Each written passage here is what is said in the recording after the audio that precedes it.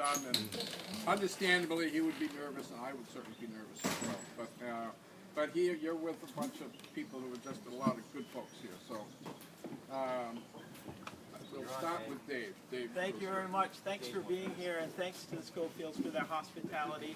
I appreciate it. It's very nice to be here.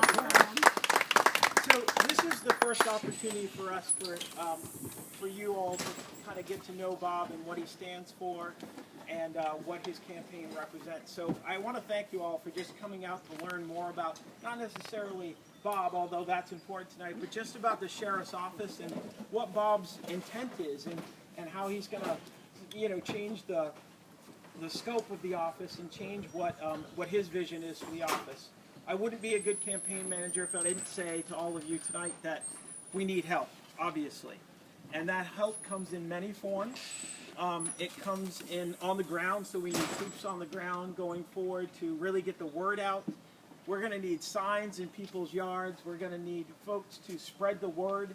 And we're also going to need money, too. So I'm just going to kind of put that out there very lightly, but I think you all know that.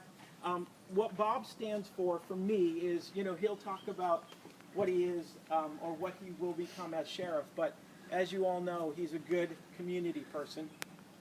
He's an outstanding dad and a good husband. And I think those values is inherent to the office. And that's important to me. And I think that's what it starts with. And if there's anyone who knows Bob, I think that's where we need to start to get the word out that he's just right for being a sheriff. So without further ado, let me see if there's anything else I wanted to say to all of you. You can just finish up and I'll just that's what he said. Yeah, there's certainly some issues in his platform that we want to hear from you is in the community. What's important, what you think is important. So feedback after this event is essential because he's going to say some things tonight that you might not necessarily agree with or that you feel is more important. And we need to hear back from you because you're in tune with the community. So I'll shut up. Yeah, and without further ado. That's completely off of the speech I was going to give, so thanks, Dave. I really appreciate you sending me stole in a your different notes. direction. That was really... Bob Ogden. Well, first I'd like to say I'm deeply humbled to be in the presence of family and friends of Pat and Jay Schofield. They are real quality people, and I've known Pat and Jay and the Schofield family for almost 30 years, and I just want to say how much I appreciate opening the season at your home, and I deeply appreciate it. Of course, we're huge supporters. He's right there. Yeah. The next sheriff is faced with a daunting task of facing the issues of involving a community and a regional agency. To understand that, it's for you people, a lot of people don't really understand what the Sheriff's Office does. The Sheriff's Office is a multi-agency organization. Most people think of us in the community as a jail or lockup, county jail or lockup, and they don't understand that we are very dynamic. The jail and county, we do that service, and we do provide that for the island. We are the regional police lockup, but we're also the intelligence agency for the entire island.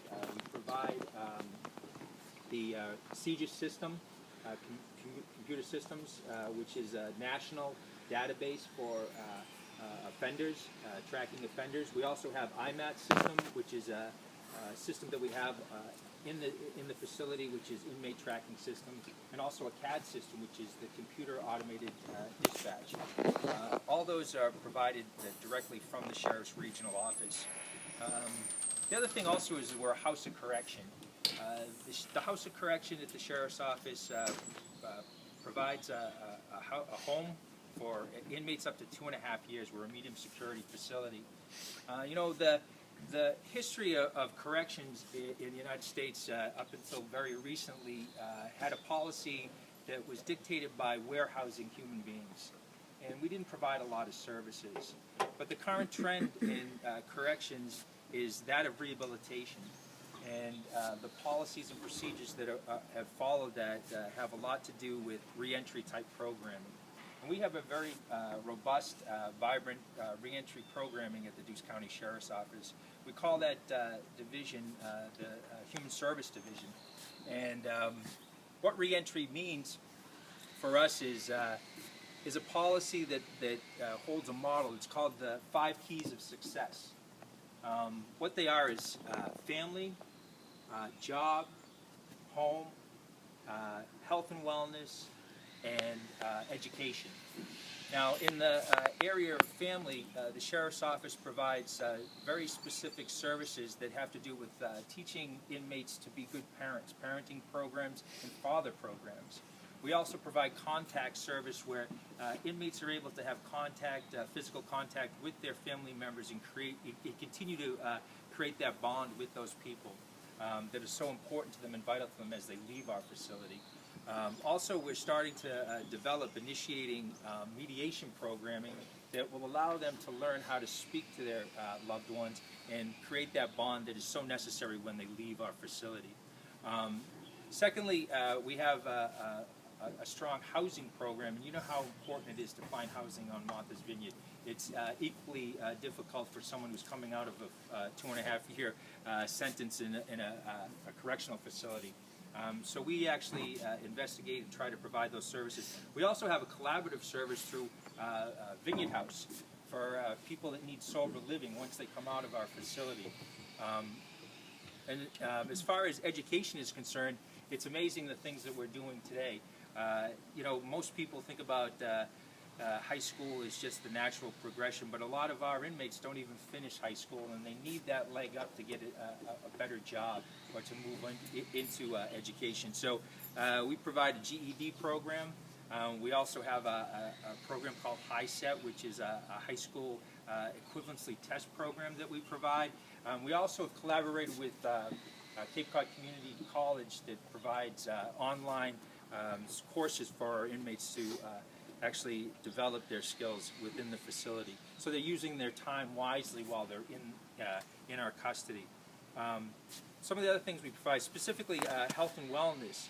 You know, 80% of the people that are housed in jail, 80% of the offenders come to us with drug and alcohol problems. And 25% of them have mental health problems, mental health issues. We serve nobody by not providing services to address that. We have individual and community counseling programs in the facility.